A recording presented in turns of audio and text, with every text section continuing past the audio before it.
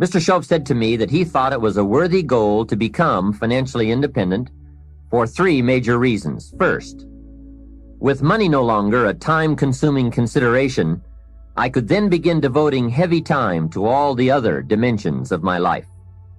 Second, he suggested I become financially independent because it would tremendously increase my ability to help others. Only from positions of strength, including financial strength, can we help someone else. Finally, and most important, he said, I believe it is worthwhile to become financially independent for the sake of developing the person you must become to achieve that goal. What a major secret he taught me. Set a goal to entice you to become the person it takes to achieve it. Reaching the goal is the lesser value. The primary value lies in the person you become by reaching it. You see, it's not the $1 million that's most important. It's what you must do and become in order to be a millionaire. We're all aware that many people feel that we must be careful of focusing on money or affluence or abundance, that in it or in the pursuit of it there is danger. We often hear quoted from the Bible, the love of money is the root of all evil. And I do agree. If you make money your love, and you pursue affluence to the exclusion of or at the expense of other values of life, you have lost, not won. However, let us consider this question. If you could do better, should you? That's not a bad question. In the time allotted to labor, in the time given to economics, care for family, success, achievement, productivity, the creation of value, the development of skills and creativity, if you could do better, should you? I think that one of the greatest satisfactions of living life to the fullest is doing the best you can with whatever you have. Doing less than your best has ways of eroding the psyche. We seem to be creatures of enterprise. Surely it is the reason for the seasons. The soil and the sun and the rain and the seed all say, "What can you do with us?" The seasons say, "Do you have the genius to make something unique of us?" Life says, "Here's the raw material. What splendid things can you produce from all there is?" So, go for high productivity, the full employment of your genius, the full development of your potential in all areas of your life, including earning money. That is the essence of life. Truly sophisticated people know it isn't the amount that counts. It's doing all that you can with all you've got that counts. With that background, let me recommend a book for you to read. The title is The Richest Man in Babylon by George Clason. Perhaps you've already read it. I would suggest that you read it again. It's just a small book. You can read it in one evening. I call it the appetizer for the full discourse on the subject of financial independence. Now, let me give you the major theme of the book. The major theme is that what you do with what you have is more important than what you have. What you do with what you get is more important than what you get. What we do with what we have says so much about us. It reveals our philosophy of life, our attitude, what we know, and what we think, and the makeup of our character. It is a reflection of what is going on inside of our head and within our value system and decision-making process. It also reveals our ability to weigh and to perceive.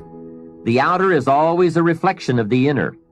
It is an indication, a reading, a revealing. It speaks, it tells, it shows. Remember that key phrase I gave you earlier? Everything is symptomatic of something, and it is symptomatic of something right or something wrong. It is a wise policy not to ignore the symptoms, for they can be early signs of a poor choice of philosophy, or a sign that something important is being misread, misunderstood, miscalculated. So of all places, take a look here. What you are doing with your money says something about you. Now, what you're doing may be okay. All I'm suggesting is that you take a look. Let me give you some of the details of a good financial plan as suggested by Clason's book. First, a very broad but important statement. Learn to live on 70% of your net income. Net meaning the money you have left after paying your taxes. Learn to live on 70%. The reason it's 70 is because you're going to be doing some very special things with the 30%. So what's left, 70%, is yours to spend. Now let's talk about the all-important subject of how you allocate the 30%. I remember one day saying to Mr. Shoaff, if I had more money, I would have a better plan. He said to me, Mr. Rohn, I would suggest that if you had a better plan, you would have more money. So it's not the amount that counts, it's the plan that counts. It's not what you allocate, it's how you allocate it. Here's the first part of the allocation process. Of the 30% you're not spending, 10% should go to charity, giving back part of what you have taken out to help those who cannot help themselves. I think that's a good percentage. Now, you can pick your own percentage. It's your life, and it's your plan. But giving your money to a church or to an institution is a good idea. More often than not, they can find the people who are in need. But whether you administer it yourself or give it to an institution to distribute, 10% should be given to charity. And by the way, the best time to teach this allocation process is when a child gets his first dollar. Take him on a visual tour. There's nothing better than visual to illustrate what you're trying to teach. Take him to where some very unfortunate people live who cannot take care of themselves. Kids have big hearts. If they see the problem, they won't have any trouble giving a dime out of every dollar. And one more thing. The time to start this is when the amounts are small. It's pretty easy to flip a dime out of a dollar, and it's a little more difficult to give away 100,000 out of a million. You say, oh, if I had 1 million, I'd give 100,000. I'm not so sure. That's a lot of money. Best we start you early, so you will have the habit before the big money comes your way. Now, here is what to do with the next 10%. Set aside 10% for capital you manage. That is, capital you find ways to utilize. Do some buying and selling yourself. Buy something, fix it, and sell it. Engage in commerce, even if it's only a part-time venture. Your home is a major capital project. In my opinion, we should all engage in capitalism in this country. And again, remember this thought. The best time to teach capitalism is when a child is old enough to be stimulated by ideas for goods and services.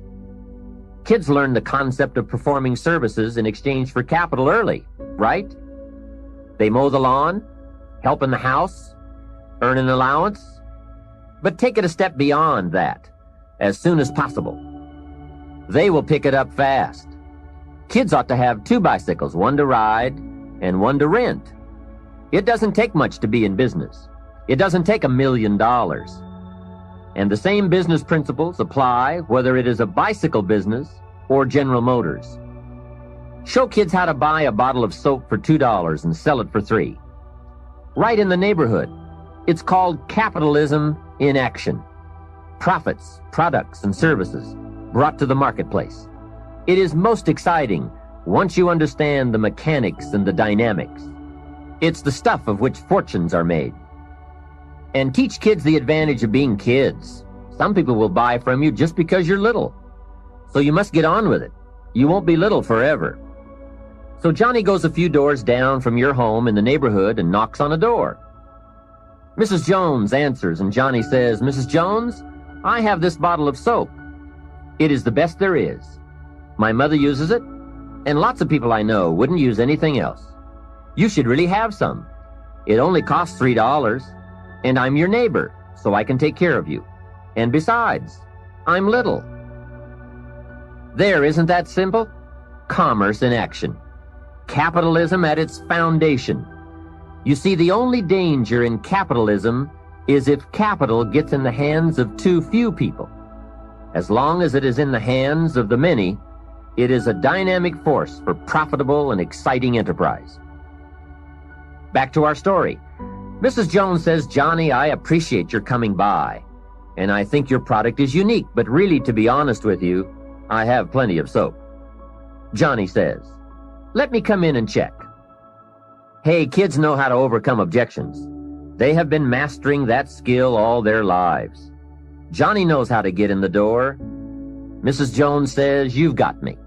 I'll be a customer." Now, when he comes home, you must get ready to teach all the other principles of enterprise and successful living. The two should go together. First, Johnny says, "I've got $3 to spend," and you point out the obvious. If you spend all $3, you will be out of business. He says, "I can see that." Then you explain, you must set aside $2 to invest in another bottle of soap. You can't spend your capital. Capital must be carefully preserved. What would you think of a farmer who ate his seed corn? Dumb farmer, right? So capital must be defended. It is your only chance for another harvest. Now here's another thought for your notes. Make sure you turn part of your income into capital. I would suggest 10%. And use that 10% yourself to give your own skill a chance to do something remarkable in the marketplace. No telling what genius lies, unused, waiting for the spark of opportunity. It is part of the path of fortune. Use this thought. Why not work full-time on your job and part-time on your fortune? You can, you know. It's up to you. And you can't believe the feelings every day when you can honestly say, "I'm working to become wealthy. I'm not just working to pay my bills." It makes a different kind of day. You will find it hard to go to bed at night and exciting to get out of bed in the morning. Remember, it's the same day, the same opportunity, the same you, but it is a greatly different life working to become wealthy or working to get by. Now here is the next principle to teach. Johnny says, "Okay, I'll set aside $2 so I can stay in business and continue to make $1 profit. But I get to spend the $1, right?" Now comes a most important opportunity. You must explain that if he spends that whole dollar, he will wind up broke and unhappy. And then take him on another visual tour to some part of town where he can get a good look at people who spend all they make and are broke and unhappy, and say, "Do you want to live like this?"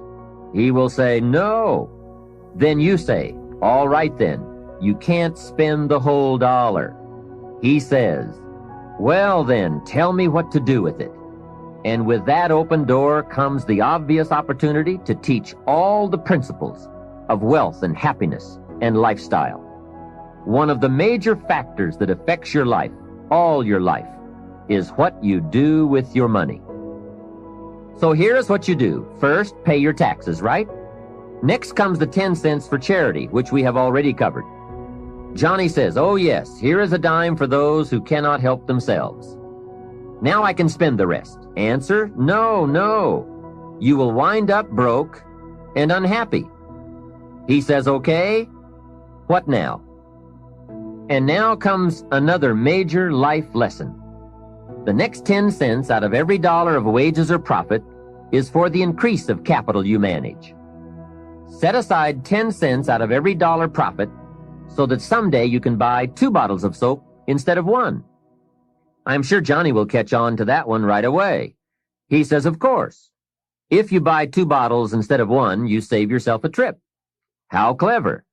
And the next point you teach is that some companies will sell you 2 bottles cheaper than if you buy just 1 bottle at a time. They sell you 1 bottle for $2 and 2 bottles for $3.80. Johnny says, "Wow, then when I sell it, I can make even more money." How clever. It's true, everybody benefits from the increase of capital. The company gets to sell 2 bottles at one time.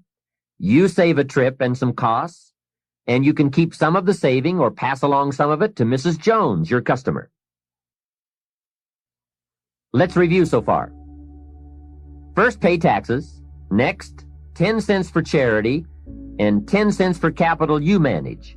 And for the increase of that capital, out of every dollar of wages or profits. Now, here's the third 10 cents from every dollar, and that is capital you provide. Take 10 cents out of every dollar and put it in a financial institution. And now we have come to a major benefit for all of us if you bring this 10% of your earnings to the marketplace. You see, some projects in our society need more capital than one person can provide. So we have a system whereby all of us can loan or invest our money in capital provided, so that large businesses can be built to provide more jobs and products and service and help create an even more dynamic society. So 10 cents out of every dollar should go into a savings account. I really prefer to call it an investment account because, and kids will love this, they pay you for the use of your money. You can get back the money you loaned, and you will have more profit from what you are paid for the use of your money. And be sure that you teach this, that if kids start this program from whatever they earn on a job, or in engaging in enterprise, or both, while they are in their teens, by the time they are 40, they will be wealthy enough to be able to do what they want to do the rest of their lives, instead of all their lives doing what they have to do. Now, from your teenage years, it could take a much shorter period of time to become financially independent, depending on what ideas and opportunities you take advantage of. A 10-year-old takes $1, searches around the community and finds a broken, abandoned wagon, pays $1 for it, brings it home, cleans it up, sands off the rust, paints it till it's shiny and new, straightens out the wheel, and sells the like-new wagon for $11. You ask, does a 10-year-old deserve $10 profit? And the answer is, of course. Society now has a mended wagon. And that's what it's all about. Find something and leave it better than you found it. Create a value. Build an equity. It's how we build this most dynamic society called America. Just try it. Just try it. You can always go back to the old way. But if you just try it, I predict you will be so excited about your new commitment and discipline for wealth that you will never turn back. What we're seeing here is that wealth is a matter of allocation, not opportunity, especially in this country. There are subtleties on both sides of any issue of health and sickness, the issues of success and failure. It is the subtleties that determine the direction and the destination. The major reason it is so subtle is because what you do in a single day or a single week or month doesn't seem to matter that much. But remember, as we said earlier, everything matters. Everything weighs something. Sophisticated people never say, it doesn't matter. If you spend or invest $5 today, it doesn't seem to matter much either way.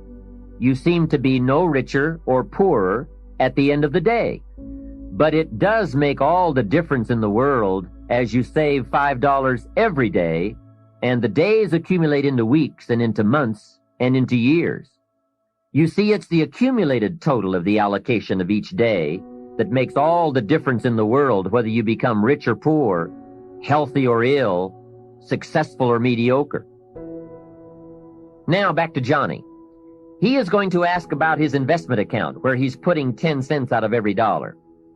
What kind of interest do they pay kids? So you give him the blockbuster, same as adults. That will be almost unbelievable. At last he can be treated like an adult, getting that adult interest when you're only a kid. And one added note, just by working this part of the financial independence plan alone, by putting aside less than $200 a month, will make you a millionaire in 30 years. Remember, it's called the subtlety of wealth or poverty. What you do in one day doesn't seem to matter. But as all sophisticated kids and adults know, it is the accumulated days of proper allocation of your money that makes you wealthy. It is using the ideas we're discussing, coupled with the passing of a little time, that creates fortunes. Now, the passing of time is automatic, but using the ideas is a matter of your own discipline. Whether you want to or not, or whether you care or not, bottom line, It's all up to you. Let me give you the definition of rich and poor. It is brief, but I'm sure you will get the message. Here it is. Poor people spend their money and save what's left. And you guessed it already. Rich people save their money and spend what's left. Remember, it's the same money, just a different philosophy. If 20 years ago, two people each earned $1,000 a month, and they each had an average increase in income over the last 20 years, one had the philosophy, spend your money, save what's left, and the other had the philosophy, save your money and spend what's left. Today, 20 years later, we call one poor and the other rich. The difference was in philosophy. But I can't stress too much the subtlety of it all. At the end of a day or a week or a month, it doesn't seem to matter. A rich plan or a poor plan to an unsophisticated person. But to make wise decisions, we must all weigh a larger measure of the result. We don't just weigh a week. We weigh 5 years of weeks, 10 years of weeks, and let the weight of that measure determine the change in our weekly activity and commitment. Wise decisions for wealth and lifestyle come from the wise measure of results.